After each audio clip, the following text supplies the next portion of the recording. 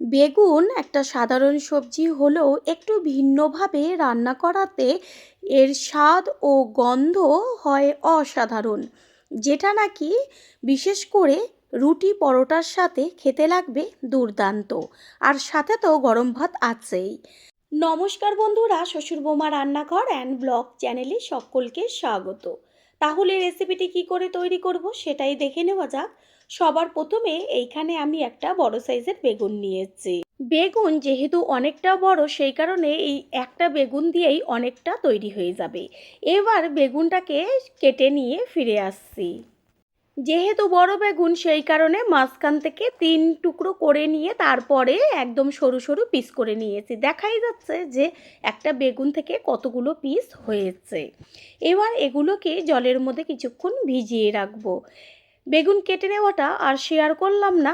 যে কোনো সবজি কেটে নেওয়ার পরে বেশ 10-15 মিনিট মতন একটু জলে ভিজিয়ে রাখবেন।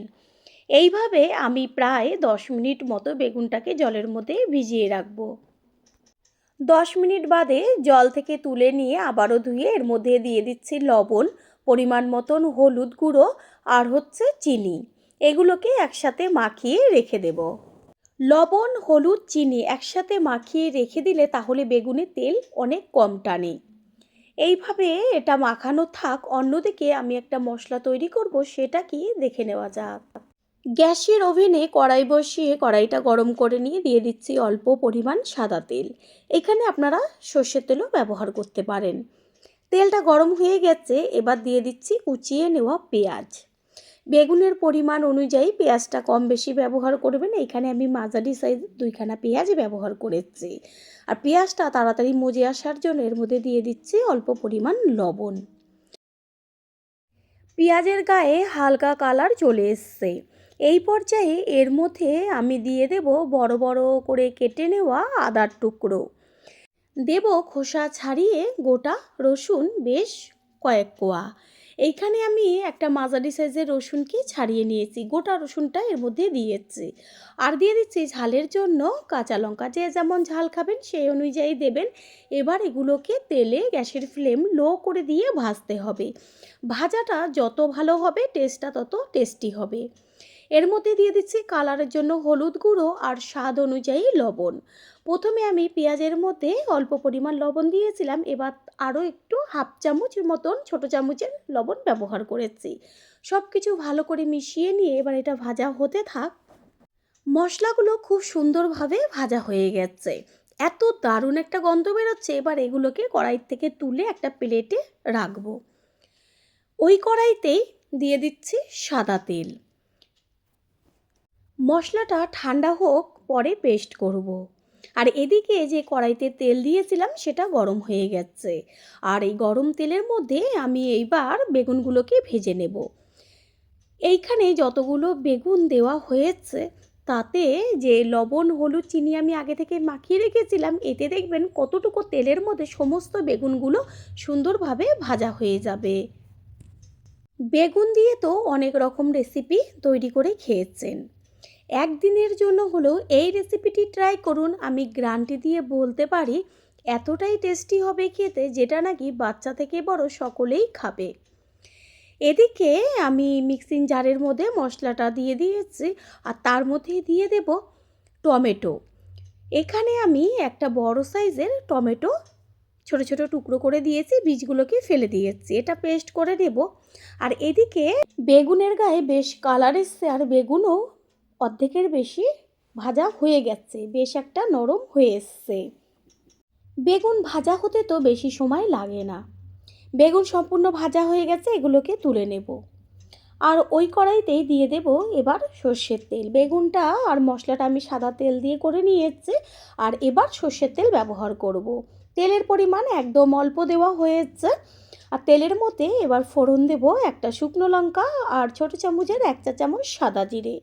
ফোড়নটাকে ভালো করে ভেজে নেব। মশলা পেস্ট করে নিয়েছি আর ফোড়নের থেকে সুন্দর একটা মিষ্টি গন্ধ বেরোচ্ছে। এই সময় গ্যাসের ফ্লেম লোতে রেখে এবার এর মধ্যে দিয়ে দেব মশলা যে পেস্ট করে রেখেছি সেই মশলা।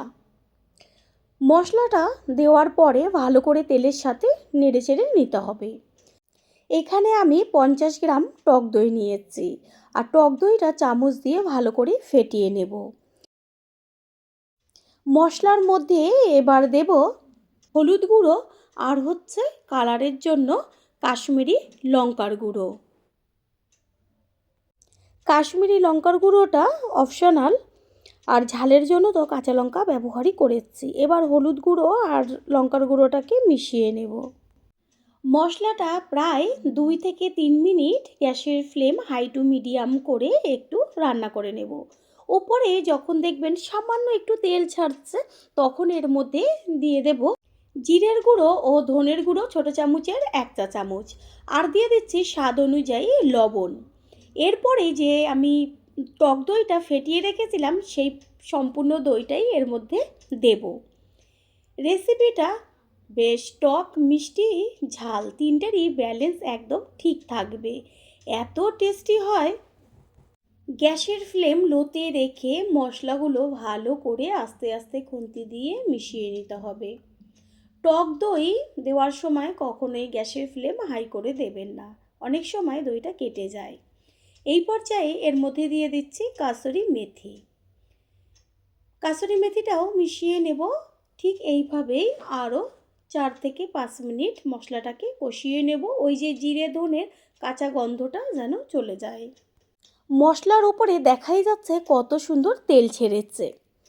মশলাটাকে এবার ওপর নিচ করে একবার নেড়ে চেড়ে দেবো, যেন নিচটা ধরে না যায়। পুরনো বন্ধুদের সবসময় আমাদের পাশে এইভাবে ভালোবেসে সাপোর্ট করার জন্য অনেক অনেক ভালোবাসা। মশলা কষিয়ে নেওয়া হয়ে গেল। এবার গ্যাসের ফ্লেম হাই করে দিয়ে দেব উষ্ণ গরম জল। জলের সাথে মশলাটাকে ভালো করে মিশিয়ে নেব। আর যেহেতু বেগুন, সেই কারণে আগে মশলার মধ্যে জলটা দিয়ে ভালো করে ফুটিয়ে নিতে হবে, কারণ বেগুন তো ভাজাতেই সিদ্ধ হয়ে যায়। ভালো করে ঝোলটাকে ফুটিয়ে নিয়েছি 3 থেকে 4 মিনিট। এই সময়ে এর মধ্যে দিয়ে দেব ওই যে ভেজে রেখেছিলাম বেগুনগুলো, সেই বেগুন।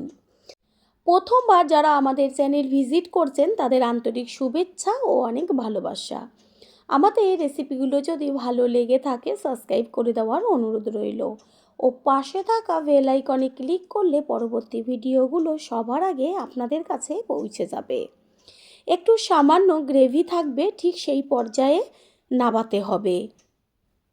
গ্যাসের ফ্লেম মিডিয়াম করে বেগুনটাকে হতে দিতে হবে 4 থেকে 5 মিনিট। তার মধ্যেই রেসিপি একদম কমপ্লিট।